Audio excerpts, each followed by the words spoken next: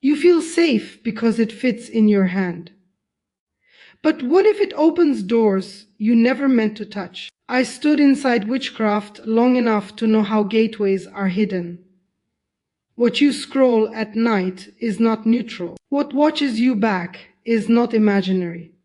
Tonight, what was concealed is being exposed. You were told it was just a tool, a screen, a convenience. But nothing in the spirit realm is ever neutral. I know this because I didn't guess it. I practiced it. I watched gateways open through objects people trusted the most. And the phone was always one of the easiest doors. In witchcraft, we never needed a demon to force entry. We waited for permission, and permission came through attention, through agreement, through repetition. Every object that holds your focus becomes a point of access. And your phone holds your focus more than almost anything else in your life. You sleep with it. You wake up with it. You touch it before you pray. You touch it before you think. That is not accidental. In the occult, we call that imprinting. When an object becomes spiritually familiar with you, when it learns your patterns, your emotions, your vulnerabilities, your phone knows when you are tired. It knows when you are lonely. It knows when you are bored, angry, curious, or weak. And those moments matter in the spirit. Late at night is not just free time. It is the hour when spiritual defenses are lowest. Your mind is quieter. Your discernment is slower. Your guard is down.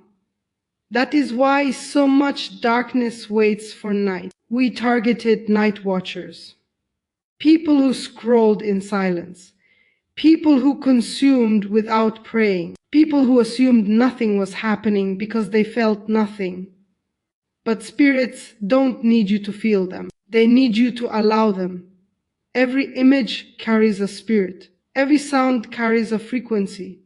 Every message carries intent. And your phone delivers thousands of them directly into your inner space. You think you're just watching a video, but your spirit is listening. You think you're just reading comments, but your soul is processing agreement. In witchcraft, we layered content deliberately, harmless on the surface, corrupt underneath, because influence works best when you don't resist it. That is how gateways stay open. A gateway is not always dramatic. Sometimes it is subtle, a slow numbing, a quiet heaviness, a sudden distraction from prayer, a growing restlessness when you try to be still. Have you noticed that? You sit down to pray, and suddenly your phone feels urgent. You open scripture, and your attention pulls away. You want silence, but your hand reaches for the screen. That is not coincidence. That is conditioning. Spirits exploit habit. They study rhythm. They move where they are invited repeatedly. Your phone becomes powerful not because of technology alone, but because of access. In occult practice, we consecrated objects. We spoke over them. We assigned function. We didn't need you to believe in it. We needed you to use it. Belief is not required for spiritual interaction. Participation is. You don't have to call on darkness for it to observe you. You just have to open a door and never close it. Notifications are interruptions by design. They fracture attention. They weaken focus. A divided mind is easier to influence. This is why anxiety spikes through screens. Why comparison grows through scrolling. Why confusion increases after long exposure. Those are symptoms, not of technology, but of unguarded spiritual intake. You were never meant to consume endlessly. Your spirit was designed to receive intentionally. When witchcraft wanted access to a household, we watched what entered first. Music, media, images, screens. The phone bypasses walls. It bypasses gates. It bypasses community discernment. It enters your bed, your prayer space, your quiet moments, your most unguarded hours. That is why it must be guarded. I am not saying the phone is evil. I am saying it is powerful, and power without boundaries invites occupation. Spirits respect authority, but they exploit neglect. If you never dedicate your nights to protection, something else will try to use them. You wonder why dreams feel heavy, why sleep feels disturbed, why you wake up tired instead of restored. Night is a legal window in the spirit, and what you feed your eyes before sleep often determines what visits your mind after. In witchcraft, we call it seeding, planting images that bloom later, planting thoughts that surface in dreams, planting emotions that don't feel like yours. That is not fantasy, that is strategy. Your phone doesn't just shut off when you close your eyes. The impressions remain, they echo, they linger. That is why protection at night matters more than you were taught. You lock your doors physically, but leave spiritual gates wide open. You protect your body, but neglect your mind. You guard your money, but ignore your attention. And attention is currency in the spirit realm. Whoever has it influences you. This is not meant to scare you. It is meant to wake you up. Because gateways can be closed, objects can be reclaimed, authority can be enforced. But first, you must recognize the door. And your phone is one of the most used doors of this generation. Not because it is evil, but because it is unguarded. What you do every night determines who has access. What you allow before sleep determines what follows you into rest. In the next point, I will expose exactly how night usage creates legal spiritual access and why spirits prefer the hours you thought were harmless. Night is not just a time on a clock. It is a shift in the spirit. In witchcraft, we never treated night casually. We waited for it. We prepared for it. Because night reduces resistance. Your body is tired. Your mind is slower. Your willpower is lower. That is not weakness. That is biology. And the spirit realm knows how to exploit it. When night falls, your defenses change. Your logical filters soften. Your emotional gates open wider. This is why temptation increases after dark. This is why fear feels louder at night. This is why thoughts feel heavier when the lights go off. Darkness does not create evil, but it conceals movement. In occult practice, we called night a permission window. Not because people invited spirits verbally, but because they stopped guarding themselves. You stop questioning. You stop discerning. You stop resisting. You scroll longer at night than you ever would during the day. You watch things you would never watch in daylight. You think thoughts you would reject when fully alert. That matters. Spiritual access is not about rituals alone. It is about timing. And night is strategic. This is why so many people wake up feeling oppressed without knowing why. They went to bed entertained, but they woke up affected. Your spirit does not sleep the way your body does. It remains receptive. It remains aware. It continues processing what you fed it before rest. When you consume chaos before sleep, your spirit carries chaos into the night. In witchcraft, we targeted people right before sleep. Because what enters last lingers longest. That last video, that last argument, that last image, that last emotional hit, it follows you. You think sleep resets you, but spiritually it amplifies what was already inside. That is why nightmares increase after heavy screen use, why dreams feel invaded, why some people feel watched when they lie in bed. Spirits do not need to appear physically to influence you. They need access to your inner space. And night provides that access when you do not protect it. The phone becomes dangerous at night not because of light or radiation, but because of agreement. Agreement with distraction, agreement with passivity, agreement with consumption without discernment. In witchcraft, agreement is everything. If you agreed, even unknowingly, we considered the door open. No prayer, door open. No boundaries, door open. No cleansing of the mind before sleep, door open. This is why late night scrolling is not harmless. It trains your spirit to remain open when it should be resting. You were never meant to fall asleep overstimulated. You were designed to enter rest through peace.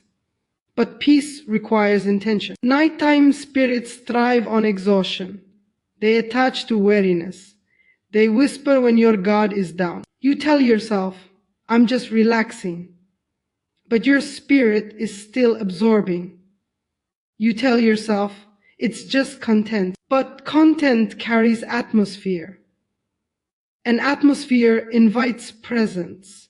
Have you noticed how some nights feel heavier than others? Same bed, same room, different weight. That weight often comes from what you allowed in before sleep. In occult practice, we assign spirits to monitor patterns, who stays up late, who scrolls endlessly, who avoids silence. Silence terrifies unclean spirits, because silence gives you awareness. Noise keeps you distracted. Light keeps you stimulated. Screens keep you open. This is why darkness is not the real enemy. Distraction is. You fear the dark, but spirits fear when you become still and alert.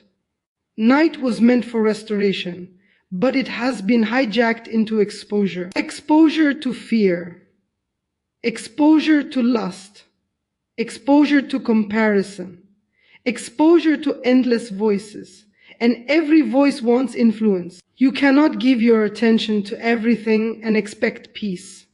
Peace is guarded, not automatic. In witchcraft, we exploited unguarded peace. We waited until people assumed nothing was happening. That is when the work was easiest. You wonder why praying at night feels harder, why your thoughts wander more, why your focus slips. It is not because you are weak. It is because you were trained to stay open instead of guarded. Nighttime should be sealed, protected, dedicated. But most people bring the entire world into bed with them.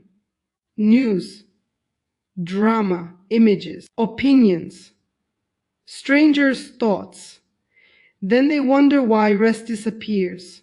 Spiritual access is not always dramatic. Sometimes it looks like insomnia. Sometimes it feels like unease. Sometimes it shows up as irritation for no reason.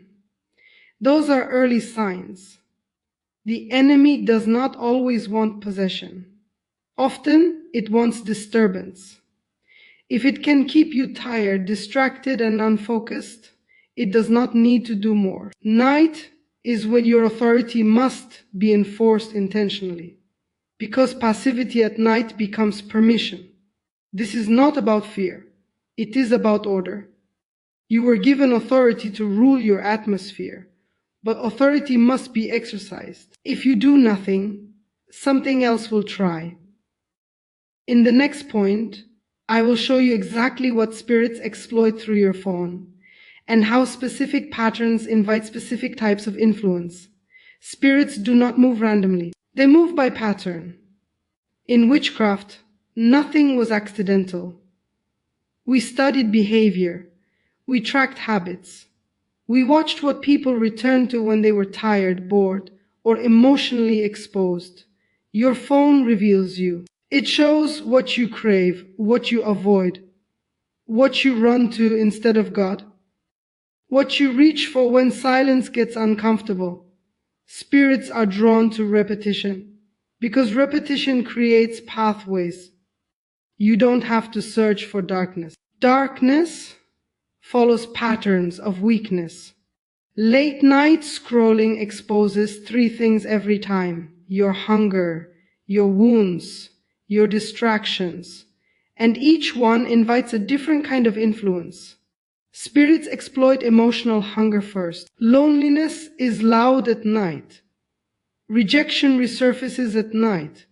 Unprocessed pain demands attention at night, so you scroll, you watch, you consume, and spirits attach to unhealed emotion faster than anything else.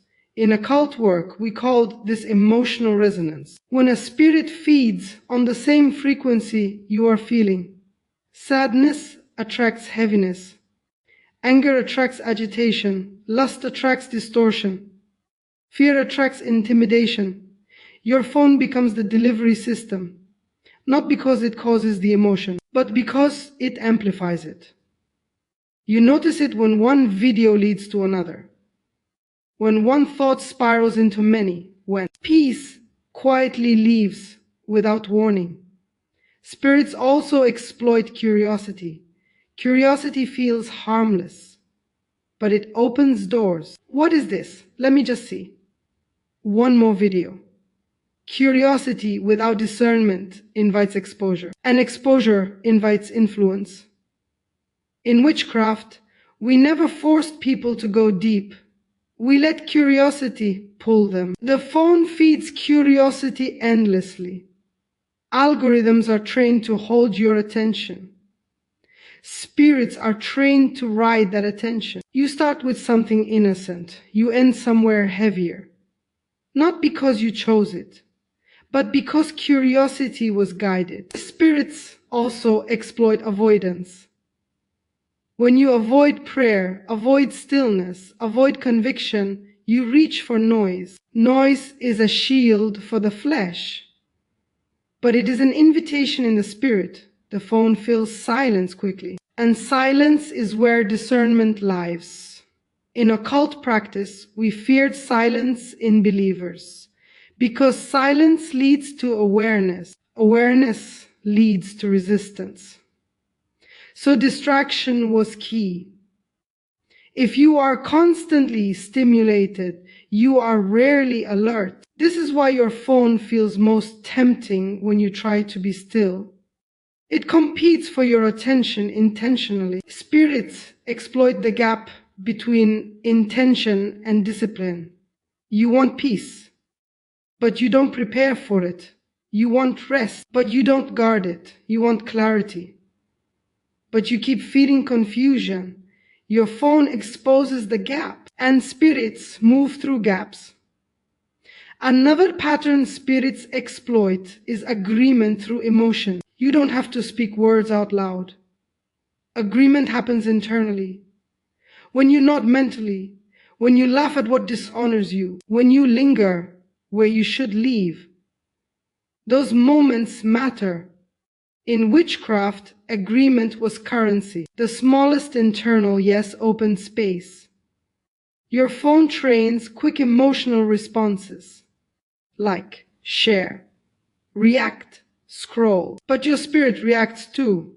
Not every influence feels evil. Some feel comforting, some feel familiar, some feel validating. That is the danger. Spirits don't always attack. Sometimes they soothe you into staying open. You feel numb instead of alert, distracted instead of guarded, relaxed instead of protected. That is how subtle occupation works.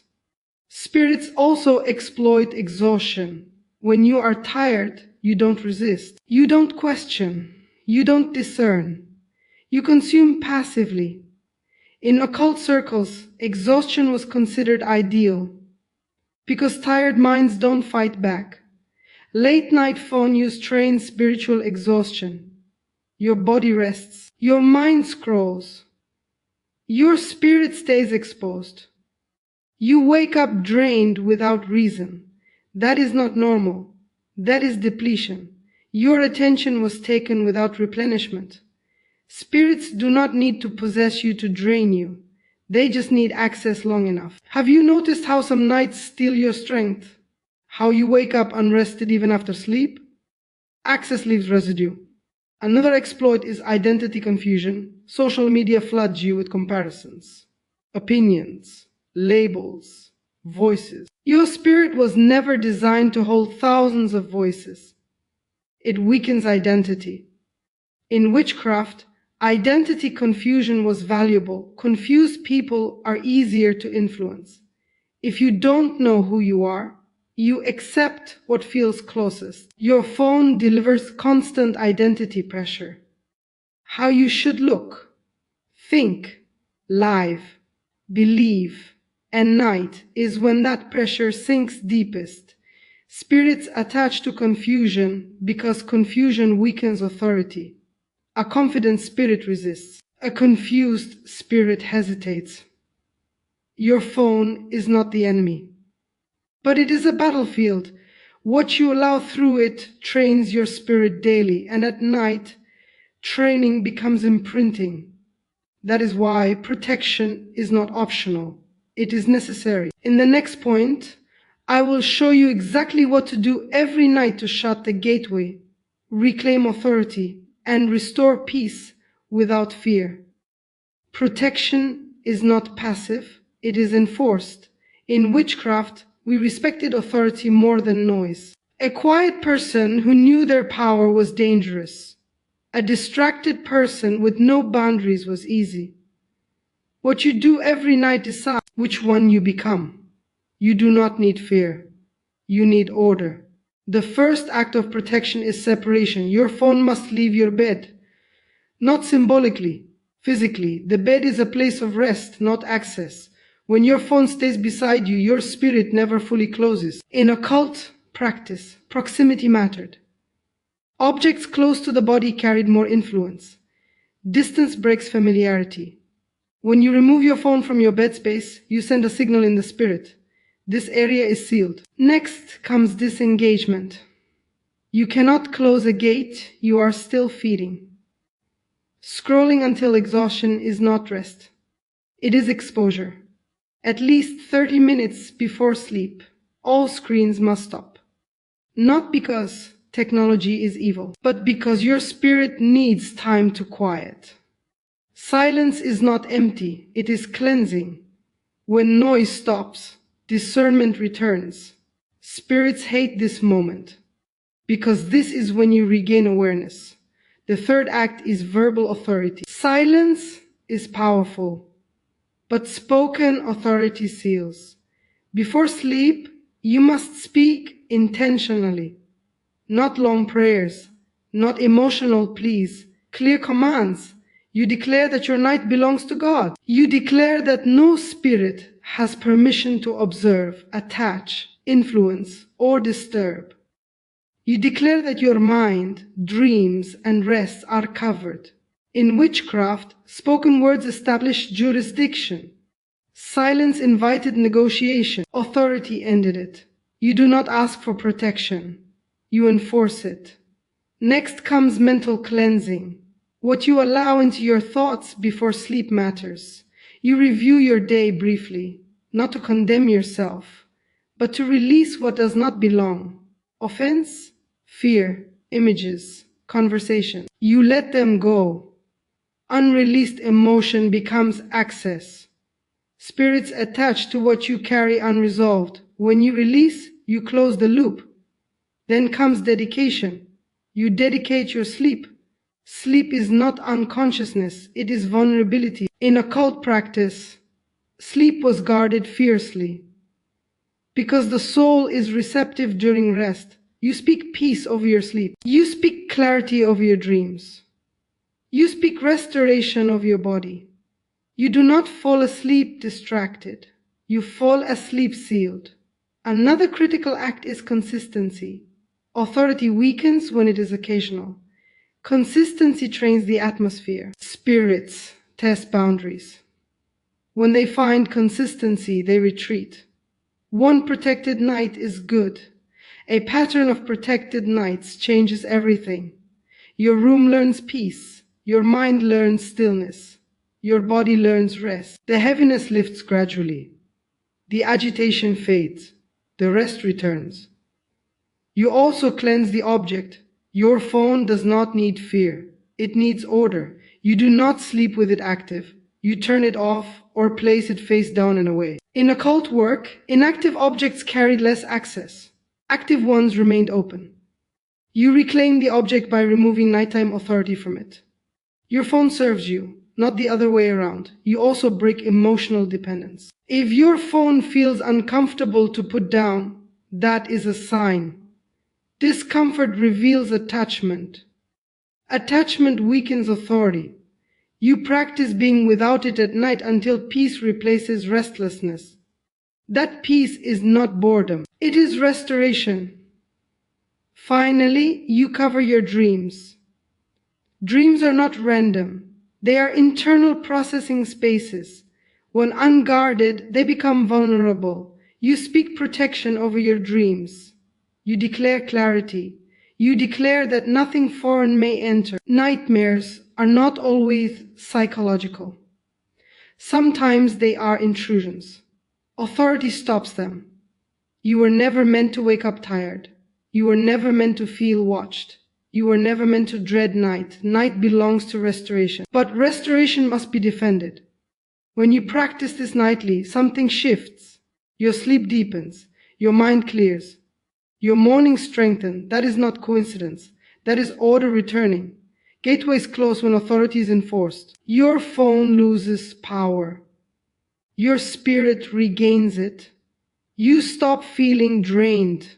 You stop feeling restless. You stop feeling exposed. Because exposure ends when discipline begins. You are not powerless. You are not vulnerable by design.